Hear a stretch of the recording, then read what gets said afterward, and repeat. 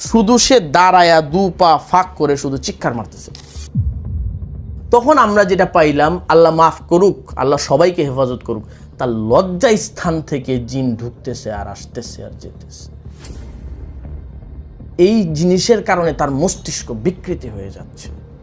তো ওই মেয়েটা বলল যে আমি বাথরুম সিঙ্গার ছিলাম, বাথরুমে গান, হিন্দি গান, বুঝেন তো এখনকার যুগ, শব্দ যেটা আসো আসো, এটাকে হিন্দিতে বলা হয় আইয়ে আইয়ে আইয়ে, এ ধরনের কোনো একটা গান, মেবি, আই ডোন্ট নো। উনি বললেন, এটা গাচ্ছিলেন তিনি। ওই যে আইয়ে আইয়ে বলতেছে, ওই জিন তার ভিতরে এসে পড়ছে এবং টোটাল জিনটাই ছিল আশিক জিন। ও বলতেছিল স্পষ্ট বক্তব্য যে ওর যে মাসিকের গন্ধ অন্য কোনো মেয়ের মাসিকের গন্ধ এরকম নয়, আমি এটা পছন্দ করি, এই মেয়েকে আমি ছাড়তে পারবো না, এ আমার বউ। গরু যেভাবে চিল্লায় অনবরত বিভিন্নভাবে আকাশ বাতাস কাঁপায়া, এইভাবে সে চিল্লাচ্ছে, কোনো কারণ নাই। কি হয়েছে কি হয়েছে, আমার লজ্জা স্থান থেকে কি জানি ঢুকতেছে, আমারে বাঁচাও, আমাকে বাঁচাও, এরকম করে সে পুরো টোটাল জিনিসটা বলতেছিল। আমি ইস্তেখারা করে আমরা জানলাম যেটা না হলেও প্রায় 250 জিন তার উপরে চালান করা হয়েছে একটা মেয়ের উপর।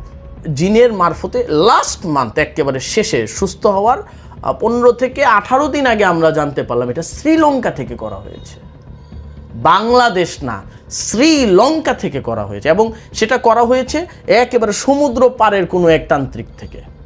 আল্লাহ তাআলা নিজে বলছেন, আনতা মাওলানা ফানসুরনা আলাল কওমিল কাফিরিন, আল্লাহ নিজে বলছেন। মুফতি রেজাউল ফেরদৌস ঢাকুবি নামেই আপনাকে সবাই চেনে এবং আপনি এর আগে আমাদের এসেছিলেন প্রচুর মানুষের সাড়াতে।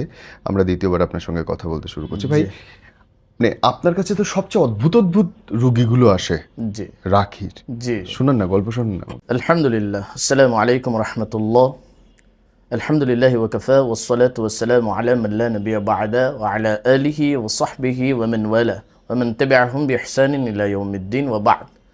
আলহামদুলিল্লাহ, আল্লাহ তাবারক ওয়া তাআলার দরবারে ইলাহিতে অসংখ্য অজস্র শুকরিয়া জ্ঞাপন করছি যে তিনি আমাকে জনগণের, মানুষের সেবা করার জন্য সুযোগ দান করার কারণে আমি এটার সাথে দীর্ঘদিন যাবৎ রিলেটেড এবং 20 বছর ধরে এই রাকের কাজ করতেছি।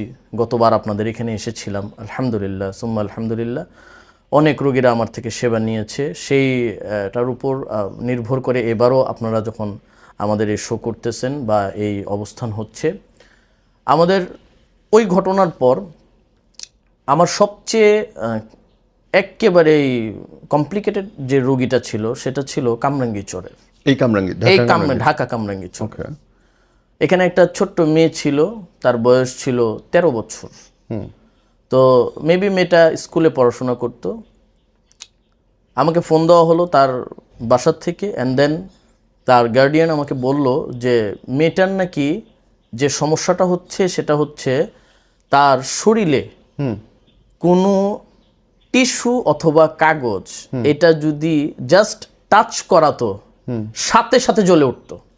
ওয়েট, মানে গায়ে টিস্যু রাখলে জ্বলে উঠতো? তার পশম একটাও নেই, শরীরের কোনো পশম নেই, মাথার চুল ঝরে গেছে, ভ্রু ঝরে গেছে। আপনি নিজে চোখে দেখছেন? আমি নিজে চোখে দেখছি।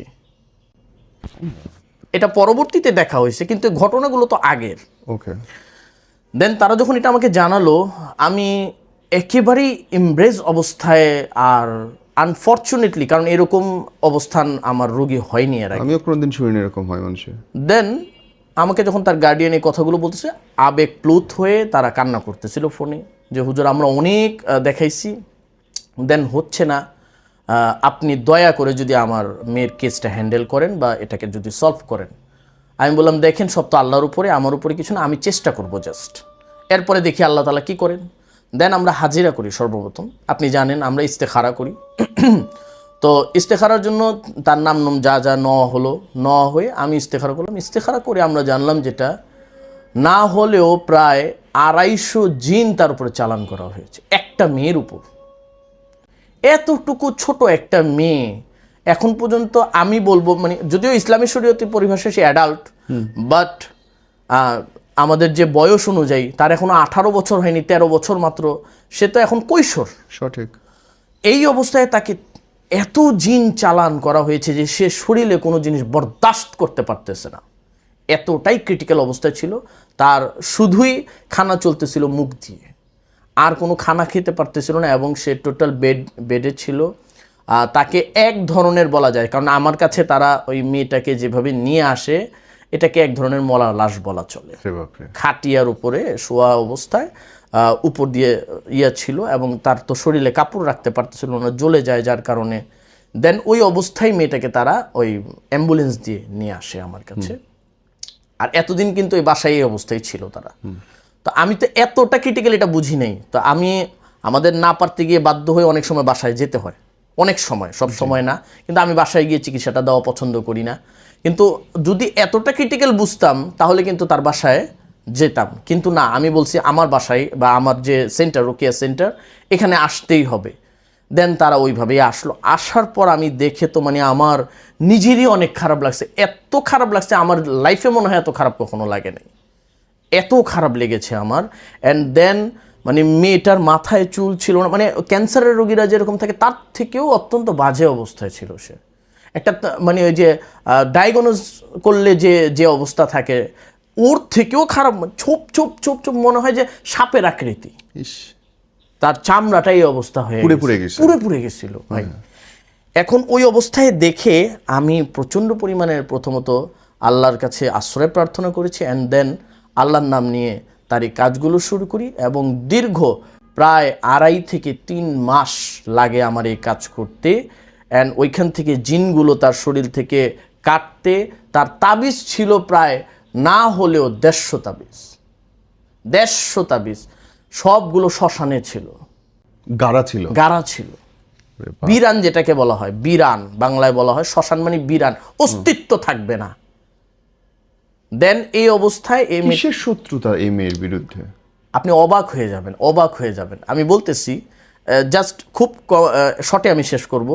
তো মেয়েটার যখন ডায়াগনোসিস করি আমরা, এবং করতে করতে রোকেয়া করি, এবং অ্যাকচুয়ালি ওরা ফেড আপ হয়ে গেছিলো। তো একটা মানুষ একটা রোগীকে নিয়ে তো একটা অবস্থা খারাপ হয়ে যায় তার, সে বাইতে বাইতে বাইতে আর পারে না, ত্যক্ত হয়ে যায়। তো ওইটা হওয়ার কারণে দেখা গেছে তাদের ধৈর্য কম হয়ে যায়, এটা স্বাভাবিক বিষয়। এরপরও আমি ধৈর্য হারা হইনি, আমি তাদেরকে বারবার ইনফ্লুয়েন্স করতেছিলাম, সাহস আফজাই করতেছিলাম যে না, দেখেন আল্লাহর উপর ভরসা করেন, আমি কাজ পারবো ইনশাল্লাহ, যেহেতু এটা আমার ক্যাপাবিলিটিতে ছিল, সেই অনুযায়ী আমি তাদেরকে এই কথাগুলো দিছিলাম। দেন এই রোকেয়া করতে করতে আবার সে খারাপ হয়ে যায়, আবার ভালো হয়, এবং এর মাঝখানে এই 3টা মাসের মাঝখানে তার না হলেও 6,500 চালান, সেখানে তো 250 চালান বলছি, এই 3 মাসের ভিতর 6,500 চালান, মানে প্রতিযোগিতায় নামছে তারা যে এই মেয়েটাকে তারা বাঁচতেই দেবে না। এবং তরপায়া মানে গরুকে যে কোরবানি করি, গরুকে তো আমরা আল্লাহর জন্য কোরবানি করি, তরপানের জন্য নয়, বা হিন্দু ধর্ম বা অন্য কোনো সম্প্রদায়ের মানুষ যে করে এটা খানার জন্য, তরপানের জন্য করা হয় না। কিন্তু এই মেয়েটাকে যেই হালত করছিল তারা, এটা মানে মুখে ভাষা নাই আমার, এত তরপাইছে মেয়েটাকে, এবং সে প্রস্রাব পায়খানা সব সাহিত্য ঘুমানো অবস্থায় করতেছিল। তার খানা বন্ধ ছিল, পাইপ দিয়ে খানা খাচ্ছিল, মানে ওকে না দেখলে একেবারে হাড্ডি আর কঙ্কাল হয়ে গেছিল সে। এরপরেও আল্লাহ তাআলা তাকে বাঁচায় রাখছিল। দেন আলহামদুলিল্লাহ সুম্মা আলহামদুলিল্লাহ, আল্লাহ তাবারক ওয়া তাআলার অশেষ রহমতে এবং কালামুল্লাহর ওসিলায় আমরা যখন তার এই বারবার করা এবং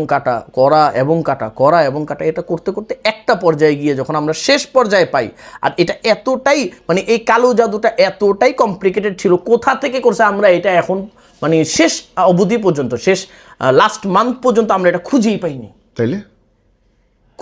পাইনি, যেটা কোথা থেকে করছে, কোথা থেকে হচ্ছে। দেন আল্লাহর অশেষ মেহেরবানি, আমাদের যে মোয়াক্কেল, যেটাকে আমরা বাংলা ভাষায় মোয়াক্কেল বলে থাকি, মূলত এগুলো জিন থাকে, আমরা তো জিন দিয়ে কাজ করি। তো এই জিনের মারফতে লাস্ট মান্থ একেবারে শেষে সুস্থ হওয়ার 15 থেকে 18 দিন আগে আমরা জানতে পারলাম এটা শ্রীলঙ্কা থেকে করা হয়েছে, বাংলাদেশ না, শ্রীলঙ্কা থেকে করা হয়েছে, এবং সেটা করা হয়েছে একেবারে সমুদ্র পারের কোনো এক তান্ত্রিক থেকে। আচ্ছা, এই যে শ্রীলঙ্কা যখন নামটা আসলো, আমরা কিন্তু সবাইকে এই নামগুলো বলি না। এর নাম জানলেন কেমনে আপনি? আমাদেরকে জিন জানাইছে। আচ্ছা, তো যখন আমাদেরকে এগুলো জানা, আমরা আসলে রোগীদেরকে এগুলো বলি না। এখানেও যে বলা হচ্ছে, আমরা মূলত কিন্তু কে করছে, কোথা থেকে করছে, এগুলো সাধারণত বলতে চাই না। এগুলো বলতে চাই না এই জন্য, দেখেন রোগীকে, যে কোনো হার্ট পেশেন্ট সে যখন হসপিটালে যাবে তার সাথে যদি ডাক্তার ডাইরেক্টে কথা বলে, সে তো হার্ট স্ট্রোক করে মারা যাবে ওইখানে চিন্তায়। ও তো আর ওইটা চিকিৎসা করা অনেক দূরের কথা, যার কারণে আমরা এটা প্রাথমিক স্তরে এটা বলি না, টোটাল কাউকেই বলি না। এই সমাধান করলেন কেমনে? দেন আমরা যখন শ্রীলঙ্কাটা নাম নিছি, উনি নিজে উনার তরফ থেকে আমাকে প্রপোজাল দিছে যে ভাই কিছু মনে করেন না হুজুর, আমি বলি তাইলে কে করেছে এটা। সবচেয়ে অবাক করা বিষয় এটা। তো তখন আমি বললাম বলেন তাইলে কে, শুনি একটু আমি, আপনি যেহেতু নিজের থেকে বলতেছেন। তো তখন উনি বললেন এটা আমার আপন শ্যালক। মানে আমি বললাম কি মিনিং, কি করতে চাচ্ছেন আপন শ্যালক মানে? হ্যাঁ, আমার শ্বশুর বাসা, ওনাদের বাসা হচ্ছে চট্টগ্রাম সাতকানিয়া। হ্যাঁ, কিন্তু বলতেছে তো মেয়েটা। না না না না না না, তাইলে এটা বলতেছে মেয়ের বাবা, এই কথাটা মেয়ের বাবা বলতেছে। কিন্তু মানে জিন মেয়ের বাবার টোনে কথা বলতেছে? জি, আচ্ছা, ওকে, বলতেছে। এন্ড দেন তার বাবা ওইখানে উপস্থিত ছিল আমাদের সামনে। তখন তার সামনে যখন এই কথাগুলো বলতেছে, এটা আমার শালা। আমি তখন বাবার দিকে তাকাই এবং তার গার্ডিয়ান আরও এক দুজন ছিলেন। আমি বললাম অ্যাকচুয়ালি কি তাই? কয় হুজুর শ্রীলঙ্কায় তো আসলেই আমার শালা থাকে। ওকে, তখন আমরা বললাম তাহলে কোথা থেকে কি হয়েছে বলো। দেন সে বলতেছে যে দেখেন হুজুর, আসলে মূল বিষয়টা হচ্ছে আমার শ্বশুরবাড়ি, ওই একই টোনে, বাবার টোনে বলতেছে জিন, যে আমার শ্বশুরবাড়ির সবাই হচ্ছে বিশাল ধনাঢ্য, কোটি কোটি হাজার কোটি টাকার মালিক যাদের কাজটা করছি। তো তার মেয়েকে, অর্থাৎ এই রোগীর মাকে, তারা এটার থেকে টোটালি বেদখল করবে, কোনো সম্পদ দিতে চাচ্ছে না। ও, এবং আরেকটা সত্য কথা, এই রোগীর যে বাবা, তিনি অরিজিনালি কিন্তু কামরাঙ্গীচরের, অরিজিনাল কামরাঙ্গীচরের। অ্যান্ড দেন উনার যা কিছু আজকে আছে সব কিন্তু শ্বশুরবাড়ির কারণে। আচ্ছা, দেন ওইখান থেকে এসে উনাদের ভাইদের বক্তব্য ছিল আমরা আর কোনো জিনিস তোমাদেরকে দেব না, বরঞ্চ উনারা এখনও যদি ওই মহিলা, আমি শুনলাম ওনাদের থেকেই, ওই মহিলা বলল যে এখনও যদি আমি ভাগ পাই সম্পত্তির, তাহলে না হলেও প্রায় 100 কোটি টাকার মালিক হব। ছোট্ট একটা অংশের কথা বললেন, একটা জায়গার নাম বললেন চট্টগ্রামের, ওটার যদি শুধু ভাগ পাই তো বিশাল, মানে বইলা লাভ নেই। এবং তাদের বক্তব্য হচ্ছে এই দুইজনকে সরানো। আচ্ছা, আচ্ছা, এই সমাধানটা করলেন কেন? পরবর্তীতে এই জিনগুলো যখন আমরা মারলাম, একের পর এক জবাই একের দিতে পর হয়েছে? হত্যা করছি। আমি মূলত জবাইটাকে একটু অ্যাভয়েড করে চলি, জবাইটাকে আমি অ্যাভয়েড করে চলি। আমরা প্রাথমিক অবস্থায় চেষ্টা করি জিনটাকে দেশের থেকে বহিষ্কার করার। মানে একটা দণ্ডায় থাকে, একটা গণ্ডি থাকে, এর ভিতরে ও আর প্রবেশ করবে না, এটা আমরা চেষ্টা করি। যদি এটা না হয় দেন আমরা পরবর্তীতে এটাকে একেবারে হত্যা করে ফেলি, জবাই না। ওকে, জবাইটা কেন করি না আপনাকে বলি। জবাইয়ের যে বিষয়টা, এই বিষয়টা একটু ভিন্ন। দেখেন, আমি যখন আপনাকে একটা টোকা মারবো, তখন কিন্তু অবশ্যই আপনার হয়ে কেউ না কেউ প্রতিবাদ করবে ভাই, সে যত খারাপ থাক প্রতিবাদ করবে। ভাই আমার মানুষকে কেন এরকম করতেছো, আমার সে পরিচিত বন্ধু, কেন এরকম করতেছো? সে আসবে, প্রতিহত করার চেষ্টা করবে, প্রতিশোধ নেওয়ার চেষ্টা করবে। জিনেরাও এরকম। তো যখন আপনি জিনদেরকে, যদিও এটা রেশিও অনেক দূর পর্যন্ত, বা এটার কোনো কজ আছে, কারণ আছে, রিজন আছে, কিন্তু এতদ সত্ত্বেও জিনদের যে আত্মীয় সে তো আসবে প্রোটেস্ট করার জন্য। এবং তখন আসার সময় না হলেও 100 জিন নিয়ে আসবে। তো এটা যখন আসবে তা আমরা মুশকিল আরো। আর আমি মূলত জিন হাজির করাটা পছন্দ করি না, এটা হলো সবচেয়ে বড় কথা। আমি এটার এই রোগীর চিকিৎসাই করবো না, জিন হাজির করে জিনের কাজ আর সওয়াল আর জবাব এগুলি করবো। আমি টোটাল জিনটাকে শেষ করে দিই। ওদের সাথে একটা চুক্তি হয়, চুক্তির ভিতরে পুরো জিনটা আমার সাথে কথাবদ্ধ হয় এবং চুক্তিবদ্ধ হয়, আমি এতদিনে ওকে ছেড়ে যাব, এতদিনের আগে আমি ছাড়তে পারবো না। দেন আমরা ওইভাবেই কাজ করি, ওইভাবেই এগিয়ে যাই আমরা মূলত। এখন মেয়ে কি সুস্থ? এখন আলহামদুলিল্লাহ পরিপূর্ণ সুস্থ, তবে সে খানাটা খেতে পারতেছে না। তার সব কিছু চালু হয়ে গেছে আলহামদুলিল্লাহ। সে এখন ডাক্তারখানায়ও গেছে, ওইখান থেকেও বিভিন্ন করা হয়েছে, এবং করানোর পর এখন সে মোটামুটি একেবারেই সুস্থ।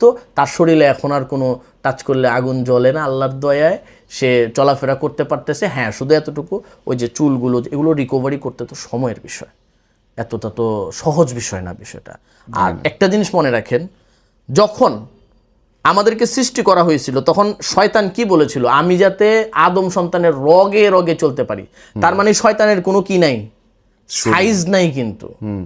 তো শয়তান কি, ও তো জিন, তো মূলত ও জিন। হ্যাঁ, প্রত্যেক শয়তান জিন হয়, প্রত্যেক জিন কিন্তু শয়তান হয় না, এতটুক ডিফার। কিন্তু জিন এতটুক সাইজও নিতে পারে যে আপনার পুরা শরীরের ভিতরে না হলেও 1000 থেকে নিয়ে 36,000 পর্যন্ত জিন প্রবেশ করতে পারে। আপনি এইটা নিয়ে আমাকে একটা অফিয়ারে গল্প বলছিলেন যে একটা মেয়ের গোপন অঙ্গ দিয়ে একটা জিন। জি জি জি, মেয়ে না, ওটা মহিলাই ছিল। মহিলাই ছিল। যদি অসুবিধা না হয় এই গল্পটা বলেন। অবশ্যই আমি শেয়ার করব। ভয়ঙ্কর গল্প। অবশ্যই খুবই ভয়ঙ্কর গল্প। এই মেয়েটার যে বিষয়টা হয়েছিল, সে শুধু চিৎকার করতো, অনবরত চিৎকার করতো, এবং এইভাবে চিৎকার করতো সেটা সহ্য করতে পারতেছে এবং নিতে পারতেছে না। সে মারা যাবে, ও বলতেছে আমার মেরে ফেলো, না হলে আমি আর বাঁচতে চাচ্ছি না। এবং সে এতটাই ওটার ভিতরে ব্যস্ত ছিল, সে খাওয়া দাওয়া কোনো কিছুই করতে পারতেছিল না, এবং শুধু সে দাঁড়ায়া 2 পা ফাঁক করে শুধু চিৎকার মারতেছিল।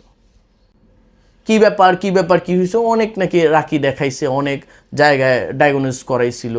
দেন আল্লাহর অশেষ রহমত, কোনো মাধ্যমে আমার কাছে, আপনাদের যে গতবার আমি প্রথমবার যে আসছিলাম সেখান থেকে তারা এই ভিডিওটা দেখে আমাকে যখন ফোন দিয়েছে, আমি তখন তাদের এই চিকিৎসাটা হাতে নিলাম। অ্যান্ড ইস্তেখারা করে যখন দেখলাম, দেখার পর জানলাম সেটা হচ্ছে জিনকে ও নিজে ডাকছে। হ্যাঁ জি, সাধারণ মানুষ তো জিন ডাকার ওই অবস্থান হয় না। আমিও এই জিনিসটা এমব্রেস হয়েছি, এটা কিভাবে সম্ভব হয়, সে কেন জিনকে ডাকবে, আর সে জিন সম্পর্কে জানে কি।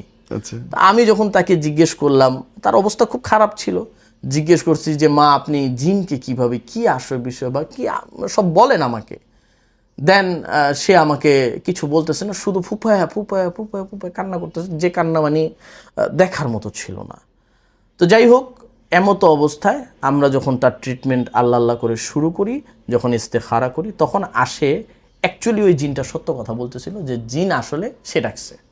কেমনি সাধারণ মানুষ তো জিন ডাকার কি মানে ওই তরিকাই তো জানার কথা। জি, তরিকা জানার কথা না, কিন্তু এটা হচ্ছে এমন জিন যে এটাকে উদ্দেশ্য প্রবণ করে ডাকা হচ্ছে না। এটা অনেক সময় দেখবেন আপনি, আমাকে যখন, বা আপনি একটা রিক্সায় বসা, আপনি অন্য দিকে তাকাচ্ছেন কিন্তু পাশে আপনার ওয়াইফ বসা, আর অন্য একটা রিক্সায় একটা মেয়ে বসা, আপনার ওয়াইফ কিন্তু আপনার দিকে যখন তাকাবে সে মনে করবে আপনি ওই মেয়েটার দিকে, বা ওই আরেক রিক্সায় যে মেয়ে বসা তার দিকে তাকায় রয়েছেন, মূলত তার দিকে না, তার বরাবর যে পোস্টারটা, ওই পোস্টারের দিকে আপনি তাকায় আছেন। এরকম অনেক সময় হয়, কিন্তু বিভ্রান্ত হয়। তো মূলত বিষয়টা কি ছিল আমি বলি, মূলত বিষয়টা ছিল এইটা, মেয়েটা তখন কম বয়সী ছিল, কিশোর অবস্থায় ছিল, মেবি তার বয়স ছিল 17-18 বা এরকম কিছু একটা, বিয়ের আগের ঘটনা, আর এটা হলো বিয়ের পরের ঘটনা। তো মেয়েটা বাথরুমে গিয়ে গান গাইতো, অনেক মেয়েরা আছে বাথরুম সিঙ্গার, আমরা সবাই তো গাই। তো এখন এই মেয়েটা, আল্লাহ মাফ করুক, দেখেন আমাদেরকে একটা কনজাস্টেড এবং খুবই খুবই পরিপাটি করে সাজানো গুছানো একটা দিন দেওয়া হয়েছে, জীবন বিধান। কেন? তুমি যাতে সব জায়গা থেকে বেঁচে চলতে পারো, মালিক যাতে তোমাকে হেল্প করতে পারে, ওই সুযোগটা। কারণ মালিক যদি তোমার থেকে বিমুখ হয়ে যায় তাহলে কিন্তু যে কোনো সময় তুমি শেষ। এই জিনিসটার জন্যই কিন্তু আমাদেরকে বলা হয়েছে বাথরুমে যাবা, মাথায় কাপড় দিয়ে যাবা, বুকে কাপড় রেখে যাবা, চুল খোলা রাখবা না, যতটুকু সতর খোলা দরকার ততটুকু সতর খুলবা, দোয়া পরে যাবা, এক্সেট্রা এক্সেট্রা। তো এই যে এই কাজগুলো কিন্তু আমরা অধিকাংশ সময় অবহেলায় করিই না, একেবারে বেপরোয়া। তো ওই মেয়েটা বলল যে আমি বাথরুম সিঙ্গার ছিলাম, বাথরুমে গান, হিন্দি গান, বুঝেন তো এখনকার যুগ, তো সবাই হিন্দি গান। তো শব্দ যেটা আসো আসো, এটাকে হিন্দিতে বলা হয় আইয়ে আইয়ে আইয়ে, এ ধরনের কোনো একটা গান, মেবি, আই ডোন্ট নো। উনি বললেন এটা গাচ্ছিলেন তিনি। দেন এটা গেতে গেতে গেতে গেতে হঠাৎ করে তার মস্তিষ্ক কেমন জানি হয়ে গেছে, সে বাথরুমে পড়ে গেছে। এই পড়ে যাওয়ার ফলে আওয়াজটা বাথরুমের বাহিরে গেছে। তো বাথরুমের বাহিরে যারা ছিলেন, বিশেষ করে ওনার ফুপু ছিলেন সম্ভবত ঘরে, উনি যখন নক করতেছেন উনি তো খুলতেছেন না। তো এই কি ডাক নাম দিয়ে ডাক দিতেছিলেন, না কোনো সারা শব্দ নাই। পরে ওনারা বাথরুমের ছিটকিরি বা যাই হোক এটা ভেঙে ভিতরে ঢুকে দেখে তো পড়ে আছে, এবং মেবি ওনার নাকে মনে হয় ব্যথা পাওয়ার কারণে নাক দিয়ে ব্লিড হয়েছিল হালকা। তো এই ঘটনার পর তাকে যখন উঠানো হয়, নর্মালি মানুষ আগেই ফার্স্টে প্রাথমিক চিকিৎসার জন্য হাসপাতাল বা এই ধরনের কিছু নেই, ওনারাও নিয়েছিলেন। নেওয়ার পর নাকটাক তো ঠিক হয়েছে, কিন্তু এরপরের থেকে ওর বিহেভিয়ার অসংলগ্ন। কেমন? সে আস্তে আস্তে খেতেছে, ওনারা যেটা বললো যে আমার ভাতিজি যখন খাচ্ছিল, খেতে খেতে হঠাৎ করে এই তুমি খবরদার আমার সামনে আসবে না, এই ধরনের একটা মন্তব্য, এবং টোটাল ভয়েস চেঞ্জ। এটা পুরুষের ভয়েস, সে তো মেয়ে, তো পুরুষের ভয়েসে কথা বলছে। তো তারা প্রাথমিক অবস্থায় প্রচণ্ড ভয় পেয়ে গেছে, এটা কি।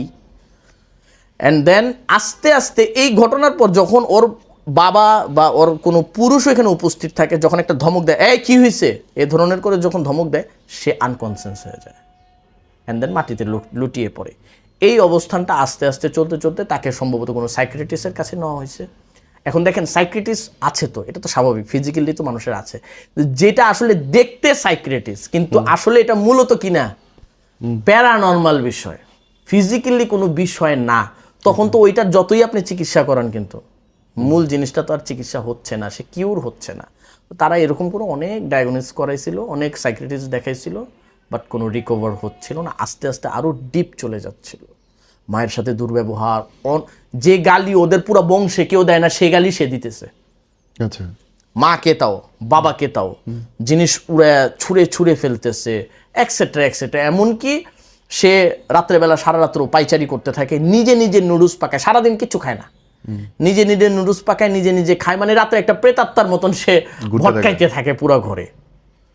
আর এটার ভিতরে বাধা দিতে গেলেই তার শরীরে এমন শক্তি আইসা পড়ে, আমি নিজে, তারা ভিডিও দেখাইছিল তার বাবা আমাকে, মানে উড়ে যেভাবে ফালাইছে, ওদের ঘরে সিসিটিভি লাগাইছিল, ওই যে কেউ তো ঘরে ঢুকতে দেয় না, দেন মেয়েকে তো দেখতে হবে, ও ঘর পুরো লাগাইয়া দেয়, এমন উড়ায় ফালাইছে ওর ভাইকে, মামাতো ভাইকে, কাজিনকে, পুরা 3 পার্টের ওদের যে আলমারিটা ধিপ পুরো ভেঙে গেছে, এত জোর ওর শরীরে হয়ে গেছে তখন। এই যে এই কারণগুলো যখন দর্শানোর পর আমাদের কাছে যখন আসলো, অ্যান্ড দেন আমরা যখন ইস্তেখারা করলাম, তখন আমরা যেটা পাইলাম, আল্লাহ মাফ করুক, আল্লাহ সবাইকে হেফাজত করুক, তার লজ্জা স্থান থেকে জিন ঢুকতেছে আর আসতেছে আর যেতেছে। এই জিনিসের কারণে তার মস্তিষ্ক বিকৃতি হয়ে যাচ্ছে। আপনি চিন্তা করে দেখেন কত ভয়ানক একটা বিষয়। জিন তার, মানে সে ঠাটায়া এখানে দাঁড়ায় একটা জায়গায় বা ডাইনিং টেবিলের সামনে দাঁড়ায়, হঠাৎ করে খাচ্ছে খাচ্ছে দাঁড়ায় গেছে, হুট করে দাঁড়ানোর পর সে চেঁচানো শুরু করতেছে, অ্যান্ড দেন প্লেট ছুঁড়ে মারতেছে। আর মানে গরু যেভাবে চিল্লায় অনবরত বিভিন্নভাবে আকাশ বাতাস কাঁপায়া, এইভাবে সে চিল্লাচ্ছে, কোনো কারণ নাই। কি হয়েছে কি হয়েছে, আমার লজ্জা স্থান থেকে কি জানি ঢুকতেছে, আমারে বাঁচাও, আমাকে বাঁচাও, এরকম করে সে পুরো টোটাল জিনিসটা বলতেছিল। তো অ্যাকচুয়ালি ওইখানে যে থাকবে সে ভয় পেয়ে যাবে, কি হইতেছে, লজ্জা স্থান থেকে কি ঢুকতেছে, ভেজাইনা থেকে কি ঢুকতেছে, বুঝে আসতেছে না। দেন তারা অনেক কিছু চেক আউট করে, না কিছুই তো না, কিন্তু সে তো ঠাটায়া চিৎকার মারতেছে। এখন এই যাবতীয় জিনিসগুলো যখন হচ্ছে একের পর এক, দেন তারা এই যে আমাদের সন্ধান পায়, অ্যান্ড আমরা যখন চিকিৎসা করতে যাই, মূলত তখন জানতে পারি যে তার ভ্যাজাইনার ভিতরে এই জিনটা বসবাস করেছে, এবং টোটাল জিনটাই ছিল আশিক জিন, টোটাল জিনটাই আশিক জিন। এটা ওই বাথরুমে ছিল, জিন বাথরুম করার সময় গাইতেছে, রাইট, গাইতেছিল, ওই যে আইয়ে আইয়ে বলতেছে, ওই জিন তার ভিতরে এসে পড়ছে। গুড গড, বাইর করলেন কেমনে? অ্যান্ড দেন তারপরে আমরা এখানে একজন ছোট ডাক্তারের সাহায্য নিয়েছিলাম তৎকালীন সময়, ওনাদের ফ্যামিলি ডাক্তার ছিল, কারণ আসলে এই জিনিসগুলো তো আমরা হাত দিয়ে ধরতে পারি না। তো দেন ওই ডাক্তারকে আনা হয়েছে, আবার একটা নার্সও ছিল সাথে, ওদের দ্বারা আমরা নিজস্বভাবে ডায়াগনোস করছিলাম, এবং আমার যে কাজগুলো করছিলাম ওইখানে হাত রাখতে হয়, তো আরও অন্যান্য বিভিন্ন কাজগুলো করতে হয়, ওদের মহিলাদের দিয়ে করাইছিলাম। আর এটা তো আম পাবলিকরা সম্ভব না, তা আমি যা বলেছিলাম তারা এগুলো মানছে আলহামদুলিল্লাহ। অ্যান্ড দেন যখন রুকিয়া করেছি, জিনগুলোকে আমি হত্যা করতে বাধ্য হয়েছি। আমার প্রথম কথা ছিল, তোমরা ওর শরীর ছেড়ে চলে যাও, দেখো মেয়েটাকে কষ্ট দিও না, মেয়েটা তোমাদের কোনো দোষ করে নেই, বা এক্সেট্রা এক্সেট্রা। তারা মানতে চাচ্ছিল না। ও বলতেছিল স্পষ্ট বক্তব্য যে ওর যে মাসিকের গন্ধ অন্য কোনো মেয়ের মাসিকের গন্ধ এরকম নয়, আমি এটা পছন্দ করি, এই মেয়েকে আমি ছাড়তে পারবো না, এ আমার বউ, এইভাবে সম্বোধন করতেছিল। এবং অনবরত আসলে মূল বিষয়টা ওই জায়গায় ছিল যে সবাই তো এক না, অনেক সময় এই আশিক জিনেরা শারীরিক সম্পর্ক ইন্টিমেট পর্যন্ত করে মেয়েদের সাথে। আল্লাহ মাফ করুক, জিন। জিন। এই কারণে শরীর ফুলে যায়, আস্তে আস্তে ফুলে যাচ্ছিল শরীর। টেস্ট করতেছিল, থাইরয়েড অমুক তমুক, কিছুই আসতেছে না। কিন্তু তার ট্রিটমেন্টে কিছু আবার অনেক ক্ষেত্রে আসে, টেস্টে আসে। তো ফুলে যাচ্ছিল এবং মানে কীরকম যে একটা অবস্থা, তাকে দেখতে বিকৃতি লাগতেছিল, তার পুরো শরীর জ্বলতেছিল এবং শুই শুই শুই শুই পুরো শরীরের ভিতরে এরকম অবস্থা ছিল। এবং সে শুধু কেউ সাথে কথা বলতো না, একা নিজেকে একেবারে মানে করে ফেলেছিল, সাবকনসিয়াস মাইন্ড করে ফেলেছিল, কেউ সাথে কথা বলতো না, কোনো জায়গায় যেত না, তার পড়ালেখা সব বন্ধ ছিল, এক্সেট্রা এক্সেট্রা। অ্যান্ড দেন আমরা যখন এই জিনের সাথে চুক্তিতে যাই, জিনটাকে যখন হত্যা করি, দেন আল্লাহর দয়ায় সে এখন সুস্থ। অনেকেই তো দেখি যে মানে বাচ্চা হইতে চায় না এবং সেটাতে কেউ কেউ দাবি করে যে জিনের নাকি প্রভাব থাকে। আপনার লাইফ কি বলে? অ্যাকচুয়ালি বিষয়গুলো একেবারেই অন্য ধরনের, তো আমরা এগুলোতে অভ্যস্ত নয়। অনেক মায়েদের, অনেক মেয়েদের বিয়ের পরপর বেবি কনসিভ করে না। জি। হাজব্যান্ড তাদের সাথে ইন্টিমেট করতেছে বা যেটাই হোক, তাদের যে ইন্টারকোর্স এগুলো করতেছে, বাট অনেক সময় দেখা যায় মেয়ের ভ্যাজাইনাতে সে যখন স্পার্ম আউট করে, ইফ ইউ ডোন্ট মাইন্ড আমি শব্দগুলো ব্যবহার করতেছি, স্পার্ম যখন আউট করে তখন কিন্তু এই স্পার্মটা বমির মতো বের হয়ে আসে ওই জায়গা দিয়ে, স্ত্রীদের ওই জায়গাটা দিয়ে, লজ্জাস্থান দিয়ে বের হয়ে আসে এবং এটা বেয়ে বেয়ে পড়ে যায়। তো অ্যাট ফার্স্ট এটা যখন কেউ কোনো ডাক্তারের কাছে যায়, চিকিৎসা নেয়, তখন তারা বলে না না না এটা কিছুই না। কারণ ওদের দেখেন বৈজ্ঞানিকদের বা যারা সায়েন্টিস্ট থাকে বা যারা জাগতিক শিক্ষায় শিক্ষিত থাকে, তাদের বক্তব্য থাকে আনসিন ইজ নাথিং, যা হয় না তা দেখা যায় না, যা দেখা যায় না তা হয় না, এটা তাদের বক্তব্য থাকে। কিন্তু অ্যাকচুয়ালি বিষয়টা তো এরকম নয়। বিষয়টা হচ্ছে আমরা আমাদের সোল দেখি না, কিন্তু হয়। আমরা আমাদের দুইটা ফেরেশতা কেরামান কাতিবিন দেখি না, হয়। সব বাদ। আমি এই মুহূর্তে আপনাকে বলবো ভাইজান যে আমার প্রচণ্ড মাথা ব্যথা করতেছে, ফেটে যাচ্ছে, আমি কি দেখাতে পারবো খুলে আপনাকে? ইম্পসিবল, এটা সম্ভব না। তো ঠিক অনুরূপভাবে ওই জায়গাগুলোতে সাধারণতভাবে যখন সেহের জাদু হয়, তখন কিন্তু এই জিনিসগুলো টেস্টে আসে না। দেন ডাক্তাররা তখন বলে এটা খান ওটা খান, বা তাদের যে প্রসেসিং থাকে, আলহামদুলিল্লাহ তারা তাদের শিক্ষা অনুযায়ী দিয়ে থাকে। তো কিন্তু যদি আসলে ট্রিটমেন্টটা ওইটা না হয়, তখনই গিয়ে সমস্যাটা হয়। তো তখন তারা দীর্ঘদিন এই ডাক্তারের চিকিৎসা ছিল হচ্ছে না, দেন তারা আমাদের সাথে একটু কন্ট্যাক্ট করে আমাদের থেকে যখন ইস্তেখারা করা হয়, হাজিরা দেওয়া হয়, হাজিরার ভিতরে চলে আসে যেটা স্পষ্ট সেহের ছিল, জাদু ছিল। কেউ তাকে ইচ্ছাকৃত এটা করেছিল যাতে সে ওয়ারিশ দিতে না পারে। কে, কেমন করে? এটা মূলত তাদের আপন চাস্তো ভাই ছিল। সবই আকামগুলো আপন মানুষ করে, সব আপন মানুষগুলি করে। এই আকাম কুকাম যা বলবেন সব আপন মানুষেরা করে। আজকে সবচেয়ে বড় খারাপ জিনিস হচ্ছে, বিশেষ করে আমরা বলি যে নারী উন্নয়ন, এই নারীদেরকেই সবচেয়ে বেশি ঠকানো হয় ভাই। মূলত আপনি ম্যাক্সিমাম কেসে গিয়ে দেখবেন এই সম্পত্তি রিলেটেড। হ্যাঁ, সম্পত্তি দিতে চায় না, মূল ভাই মারবে, চাচা মারবে, কথার কথা। সম্পত্তি ভাগ হয়েছে, এখন ভাগের ভিতরে মেয়ে জামাই নিয়ে আছে। ভাই তুমি তোমার মেয়ে তোমার জামাই নিয়ে আছে না, কি সমস্যা তোমার? না তোমাকে কি ওরা খোঁচাইছে নাকি? ওদের বক্তব্য বলো আমার মেয়ে জামাই থাকবে, আমার মেয়ে থাকবে, তোমারটা থাকবে না। আমার বোনের মেয়ে থাকবে না, আমার মেয়ে থাকবে। ভাই আমরা ভাই বোন তো, আমারও যেরকম সম্পত্তি, আমারও যেরকম বাপের থ্রোতে আমি পাইছি, ওরও তো ভাই বাপের থ্রোতেই পাইছে বা মায়ের থ্রোতেই পাইছে। তো ভাই ওর যতটুকু ও নেবে না, এটা কেমন কথা? আর সবচেয়ে বড় কথা কি জানেন? সবচেয়ে বড় কথা হলো আমাদের দিলে আমরা যতই আল্লাহ খোদা বলে থাকি না কেন, আল্লাহ খোদার টোটাল ভয় নাই আমাদের। তার মূল কারণ হচ্ছে যদি আল্লাহ খোদা মানে আমরা আল্লাহকে আল্লাহ বইলা যদি সত্যি করে বিশ্বাস করি, তাহলে আমরা এই কাজগুলো করি কিভাবে? অথচ নামাজি আমার ওস্তাদ হযরত মৌলানা মুফতি ফজলুল হক আমিনী সাহেব বলতেন, তাহাজ্জুদ গুজার কাফের। তাহাজ্জুদ শব্দ দেখেন উনার চয়ন, তাহাজ্জুদ গুজার কাফের। একটা ব্যক্তিকে লক্ষ্য করে ওই সময় বলা হয়েছিল 2005 সালে, তাহাজ্জুদ গুজার কাফের। আমরা জিজ্ঞেস করছিলাম, ওস্তাদ এটা কিভাবে সম্ভব? ইট বি পসিবল তাহাজ্জুদ গুজার হয়ে কাফের? অবশ্যই। আমি তখন জিজ্ঞেস করলাম কিভাবে? তখন তিনি বললেন, যেইভাবে মসজিদের প্রথম সারিতে ইমামের পিছনে তাকবীরে উলার সহিত নামাজ পড়ে, দাড়ি রেখে, টুপি পরে, পাগড়ি পরে, জুমার নামাজ ঠিক মতন আদায় করে, প্রতি মাসে উমরা করে, প্রতি বছরে হজ করে, যেভাবে সুদখোর এবং ঘুষখোর এবং অন্যায়কারী ঠিক এমন ভাবে তাহাজ্জুদ গুজার কাফের।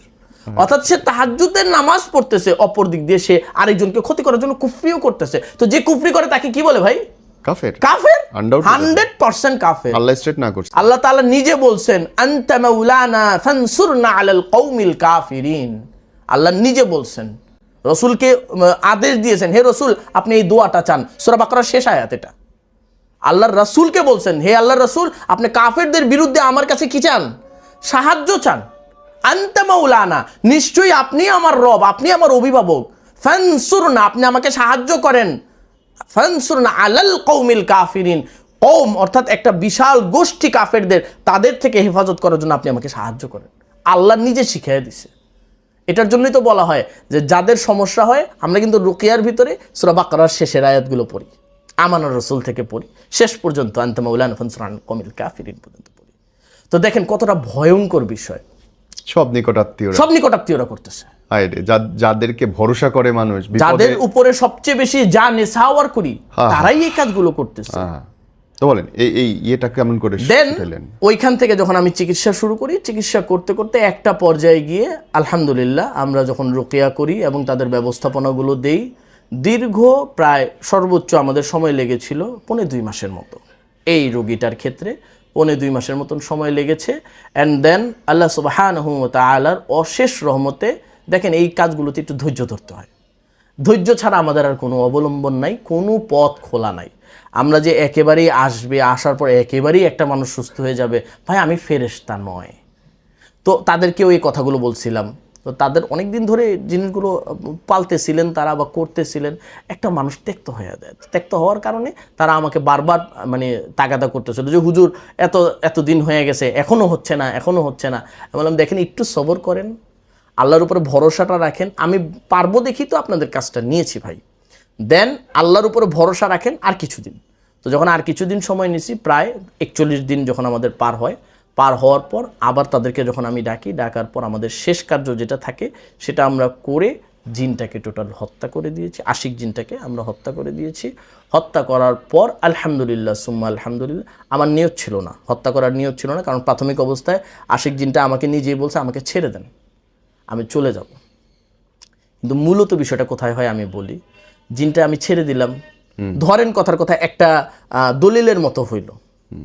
ও আমাকে 300 টাকার একটা স্ট্যাম্পের মধ্যে লিখে দিল, হুজুর আমি চলে গেলাম, আমি আর আসবো না।